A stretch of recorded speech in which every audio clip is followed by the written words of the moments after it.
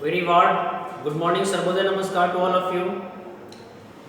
In today's session, today's class, I am going to teach the student of standard 10th from the book of Footprint Without Feet, chapter number 6. यहाँ आप देख पाएंगे footprint without feet आपका जो text book है उसका chapter number 6 पढ़ेंगे the making of scientist that has been written by Robert W Peterson. इसमें इस लेसन में एक्चुअली में 4 मेन कैरेक्टर्स पढ़ने हैं। ये 4 कैरेक्टर हैं जिन्होंने इस लेसन में मेन रोल प्ले किया है। सबसे पहले रिचर्ड एच इब्राइट जो इस लेसन में एक साइंटिस्ट बनते हैं। दूसरे कैरेक्टर है रिचर्ड इब्राइट की मदर जो इब्राइट साहब को साइंटिस्ट बनने में बहुत हेल्प करती है। तीसरा है डॉक्टर यूहार्ट जो एक कनाडा यूनिवर्सिटी के प्रोफेसर, और चौथा है रिचर्ड एवेरियन। ये इब्राइट साहब के सोशल साइंस के टीचर है। लेसन को स्टार्ट कर देंगे उसके पहले थोड़ा सा इंट्रोडक्शन ले लेते हैं राइटर के। Okay, get ready. About the writer I am telling you that Robert W Peterson was a famous American newspaper writer who later became a freelance author of magazine article he wrote many with autography। बताया जाता है कि जो writer है Peterson साहब ये newspaper में एक छोटे छोटे आर्टिकल छोटे छोटे स्टोरीज लिखा करते थे और धीरे धीरे वो एक बड़े ऑथर बड़े राइटर के रूप में ग्लोब पर छा गए। उन्होंने अपने जीवन में बहुत सारे शॉर्ट स्टोरीज लिखे हैं, बहुत सारे ऑटोबायोग्राफी लिखी हैं, उनमें से ये वाला लेसन भी एक फेमस है। आइए जानते हैं उसके बाद राइटर के बाद इस कैरेक्टर को डिस्क्राइब कर ले। फिर से बताया जाता है Richard Ebright who was Richard, बताया जाता है कि Richard Ebright a genius student, greatest scientist and a very good canoeist and a photographer. वो एक बहुत अच्छे साइंटिस्ट थे, बहुत अच्छे फोटोग्राफर थे, बहुत अच्छे कैनोइस्ट थे, राइट। दूसरे में बात करेंगे रिचर्ड इब्राइट की मदर। इब्राइट की मदर जैसे मैंने बताया कि इब्राइट साहब को उनको साइंटिस्ट बनने में बहुत हेल्प की थी, बहुत इनकरेज की थी। जो संसाधन जो सोर्सेज चाहिए होता था इब्राइट साहब को वो सारा कुछ लाकर उनकी माँ देती थी। And that is was he helped a lot to make his son a bright scientist in his life. तीसरे हैं यूहार्ट साहब जो बताया जाता है कि फेमस मोनार्क बटरफ्लाई होता है उसका फेमस ऑथर हुआ करते थे, उसके बारे में मेरे पास बहुत जानकारी हुआ करती थी। और लास्ट में रिचर्ड एवेरियन उनके सोशल स्टडी के टीचर हुआ करते थे। ओके, अब चलते हैं लेसन में शॉर्ट समरी की तरफ बढ़ते हैं। बताया जा रहा है कि making a scientist is a story of a scientist named Richard H Ebright. It is an interesting story of an Ebright becoming a scientist. अब इब्राइट साहब जो थे बचपन से एक जीनियस स्टूडेंट हुआ करते थे, बहुत ब्राइट स्टूडेंट हुआ करते थे। उनके लिए पढ़ाई करना चुटकी बजाने की बराबर हुआ करता था। And that is why he had a lot of time. अपना काम बहुत आसानी से कर लेते थे, इसलिए उनके पास बहुत सारा टाइम बचता था। और बहुत सारे टाइम जब बचते थे तो उसमें अपनी क्यूरियसिटी जो उनके अंदर जो जिज्ञासा वाली भावना थी उस जिज्ञासा पे काम करते थे। जो भी जानने की उनकी इच्छा होती थी उसको वो जानते और पहचानते थे, उस पर काम करते थे। सबसे पहले बात कर ले कि इब्राइट साहब जब छोटे से थे, 2 साल 2.5 साल 3 साल के, तो उनके पिताजी का देहावसान हो गया, उनके पिताजी का देहांत हो गया। And that is why there is only 2 member in his family, Ebright साहब एंड हिज मदर। 2 ही लोग थे और दोनों लोग एक दूसरे के कैंपेनियन, एक दूसरे के फ्रेंड हुआ करते थे। लोग एक दूसरे के लिए जीते थे ये दोनों जन। जब इब्राइट साहब स्कूल नहीं जाया करते थे तो उनकी माँ उनके साथ खेला करती थी, पढ़ाया करती थी। और जब इब्राइट साहब स्कूल जाने लगे तो स्कूल जाने के बाद उनके फ्रेंड को भी अपने घर ले आते थे। इब्राइट साहब के फ्रेंड को भी अपने घर ले आती थी और इब्राइट साहब अपने फ्रेंड के साथ भी कुछ खेलते कूदते मजा मस्ती करते थे। बचपन से ही इब्राहिम साहब क्यूरियस किस्म के स्टूडेंट हुआ करते थे। क्यूरियस बोले तो किसी बात को जानने की इच्छा रखने वाला, जिसको हम बोलते हैं जिज्ञासु टाइप के स्टूडेंट हुआ करते थे, राइट। जब वो धीरे धीरे बड़े होने लगे तो उनमें जो क्यूरियोसिटी थी, उस क्यूरियोसिटी के अकॉर्डिंग बताया जाता है कि उनके लिविंग टाउन के आसपास बहुत सारे बटरफ्लाई उड़ा करते थे in the season of last summer.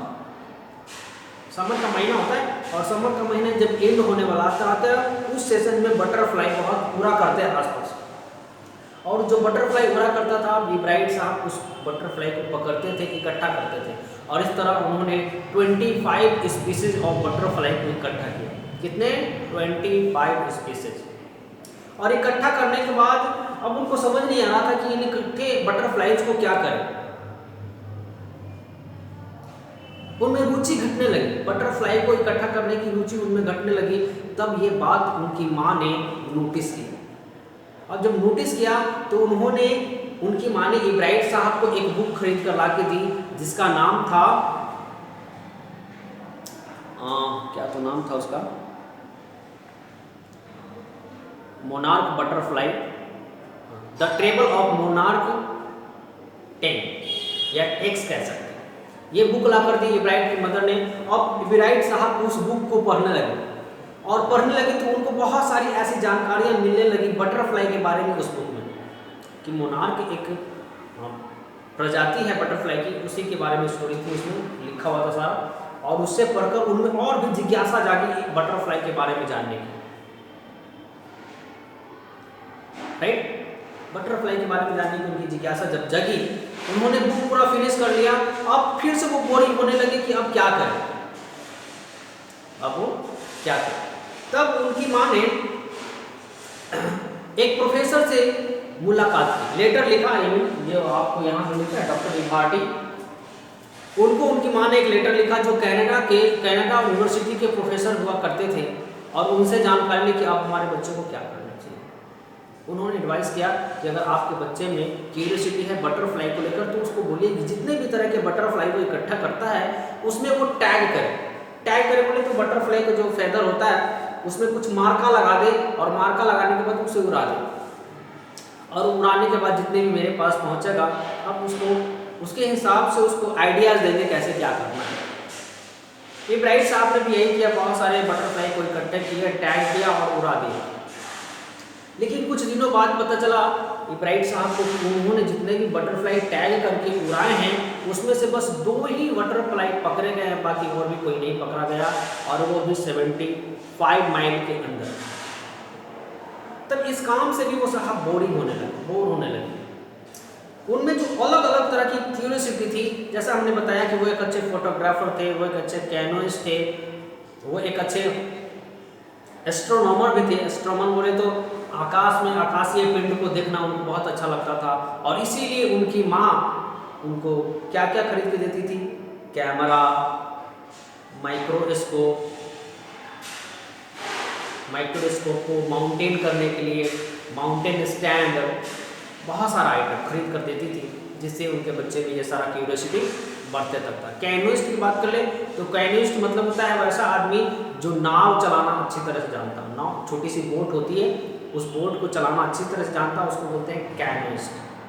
Boat हम यहाँ बोलते हैं, उनके लैंग्वेज में कैनो बोलते हैं। आगे बढ़ेंगे तो पता चलेगा कि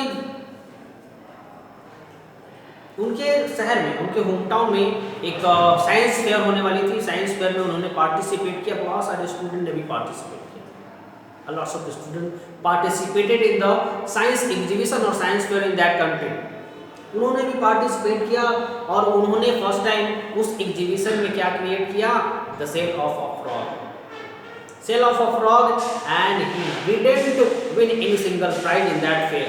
उनको उस मेले में, इस एग्जीबिशन में कोई भी प्राइज नहीं मिला, और जब कोई भी प्राइज नहीं मिला तो उनको बहुत तकलीफ हुआ, बहुत दुख पहुंची इस बात कि आखिर उनको कोई प्राइज क्यों नहीं मिला। तब उन्हें ऑब्जर्वेशन किया, और ऑब्जर्वेशन से पता चला कि जितने भी कंटेस्टी हैं जिन्होंने प्राइज जीता, उन्होंने कुछ प्रैक्टिकल काम किया है, इसलिए उनको प्राइज मिला, और उनको प्राइज नहीं मिला। प्रैक्टिकल काम नहीं किया। तब उन्होंने सोच लिया कि अगली बार जो फेयर होगा उसमें वो प्रैक्टिकल क्या करेंगे। तब उन्होंने दिमाग लगाया, दिमाग पे प्रेशर डाली और उनको आइडिया आया कि अगर बहुत अच्छा किसी बात में नॉलेज है साइंस के फील्ड में, तो वो उनके पास बटरफ्लाई के लिए, बटरफ्लाई के बारे में उन्होंने बहुत अच्छा से पढ़ा था और उनको आइडिया था बटरफ्लाई के लिए। That is he decided to make a project on butterflies life cycle. Okay, तब उन्होंने क्या किया, एक मोनार्क नामक की बटरफ्लाई होती है, उस बटरफ्लाई के फीमेल पार्ट को पकड़ लिया, फीमेल को, और फीमेल को पकड़ने के बाद अपने हाउस बाउंड्री में रखा जहाँ पे इंसेक्ट को पाला जाता है वहाँ पे रखा। और वो पालने के बाद जब वो फीमेल मोनार्क अंडे देती है, अंडे से क्या क्या निकलता है, पुपा निकलता है, पुपा से कैटरपिलर और कैटरपिलर से बटरफ्लाई होते हैं। ये सारा प्रोग्रेस को उन्होंने लाइफ साइकिल को ऑब्जर्व किया और उसी बटरफ्लाई के लाइफ साइकिल को उन्होंने अगले फेयर प्रोजेक्ट में कंप्लीट किया और वो प्रोजेक्ट उनको उसमें जीता दिया। उन्होंने फर्स्ट या सेकेंड रैंक जीता था उस फेयर में। Thereafter he encouraged a lot, उनको बहुत मोटिवेशन मिला जब उनको प्राइज मिले थे और उन्होंने आगे अच्छा करने की ठान ली। और फिर हर साल होता था वो साइंस फेयर उनके टाउन में, और फिर अगले साल भी टाउन में वो साइंस एग्जीबिशन लगनी थी। और उस समय ये घटना चल रही थी कि जो बटरफ्लाई होते हैं वो बीटल के संपर्क में आने से किसी बैक्टीरिया से ग्रसित हो जाते हैं और वो मरने लगते हैं। ऐसा माहौल बना हुआ था उस टाउन में। तब उन्होंने इस पे एक्सपेरिमेंट किया कि क्या वाकई में एक बीटल के संपर्क में आने से बटरफ्लाई मर जाते हैं।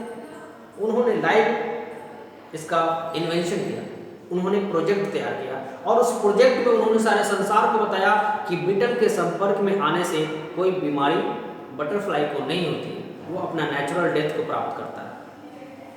और फिर उस प्रोजेक्ट में उनको बहुत अच्छा इनाम मिला, सेकेंड या थर्ड प्राइज उनको फिर मिला था। और जैसे जैसे उनको प्राइज मिलता था वैसे वैसे उनकी मोटिवेशन बढ़ती जाती थी। द नेक्स्ट टाइम फिर से साइंस एग्जीबिशन होनी थी और उस साइंस एग्जीबिशन में साहब ने क्या बनाया, इस बार बनाया कि जो मोनार्क बटरफ्लाई होते हैं उसका जो 4 स्टेप होता है लाइफ साइकिल का, उस 4 स्टेप में एक सबसे पहला स्टेप आता है पुपा का, पुपा या कैकुन कहते हैं। और उस कैकुन या पुपा के ऊपर एक गोल्ड स्पॉट होता है। गोल्ड स्पॉट बोले तो जैसे कि अंडा होता है, अंडे के ऊपर जो उसकी परत होती है वाइट वाली जो अंडे को सुरक्षा प्रदान करता है, वैसा ही कोई गोल्डन स्पॉट उस पुपा के ऊपर लगा रहता है जो पुपा को कवर करता है, एनर्जी देता है, फूड देता है, हार्मोन्स देते हैं, उसको सींचता है, बड़ा करता है। तो उस समय लोगों को लगता था कि जो गोल्डन स्पॉट है वो पुपा को किसी तरह का कोई हेल्प नहीं करता। लेकिन ये ब्राइट साहब इतने ब्रिलियंट स्टूडेंट हुआ करते थे कि उन्होंने इसका फिर से इन्वेंशन कर दिया कि पुपा के ऊपर जो गोल्डन स्पॉट होता है वो गोल्डन स्पॉट उसको सुरक्षा की दृष्टि के साथ साथ उसको हार्मोन भी देता है और उसी हार्मोन को ऑब्जर्व करके पुपा अपने आप को बड़ा करता है, कैटरपिलर बनाता है और फिर एक नॉर्मल बटरफ्लाई में कन्वर्ट होता है। फिर उनको इस बात के लिए प्राइज मिली। आप समझ रहे हैं? इस बात के लिए भी उनको प्राइज मिली। आगे में बताया जा रहा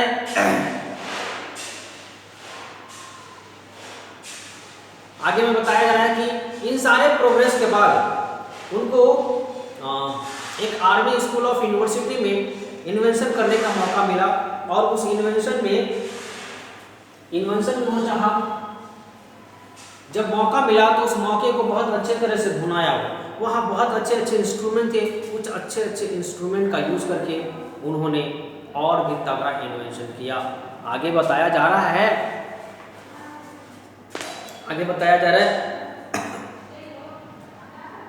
कि रिचर्ड रेवाइट को अपनी दूसरी रुचियों के लिए बहुत समय था। उनके पास बहुत सारे ऐसे हॉबीज थे जिसके लिए उनको बहुत टाइम था। वह एक बेहतरीन भाषण देने वाला इंसान भी था। अपनी डिबेट किया करते थे और डिबेट की तैयारी और रात को जग कर किया करते थे। इसीलिए बहुत अच्छे लेक्चरर थे, बहुत अच्छे डिबेटर थे। आगे में बताया जाता है कि रिचर्ड इब्राइट कॉम्पिटिटिव किस्म के स्टूडेंट हुआ करते थे, but he had a bad habit. Bad habit क्या थी? केवल जीतने के लिए या कोई अवार्ड प्राप्त करने के लिए वो काम नहीं करते थे, अपने आप को बेस्ट दिखाने के लिए वो काम या कोई इन्वेंशन करते थे। एक अच्छे साइंटिस्ट के गुण ये ब्राइट में मौजूद थे। कैसे? उनमें आपने सुना कि बचपन से ही वो क्यूरियस थे। और एक अच्छे स्टूडेंट में 3 लक्षण होते हैं। 3 लक्षण। पहले तो वो शार्प माइंडेड होना चाहिए, दूसरा क्यूरियस होना चाहिए, और तीसरा किसी काम को करने की जो विल होती है, विल पावर, वो अगर तीनों किसी स्टूडेंट में है तो फिर उसको सफलता से कोई नहीं रोक सकता। और ये तीनों क्वालिटी इब्राइट साहब में मौजूद था, और इसी तीनों क्वालिटी ने इब्राइट को एक साइंटिस्ट बनाया। इस तरह लेसन फिनिश होता है। मुझे उम्मीद है कि आप इस लेसन को अच्छे से समझ पाएंगे। फिर मिलेंगे एक नए लेसन के साथ अगले क्लास में। तब तक सर्वोदय नमस्कार, गुड बाय।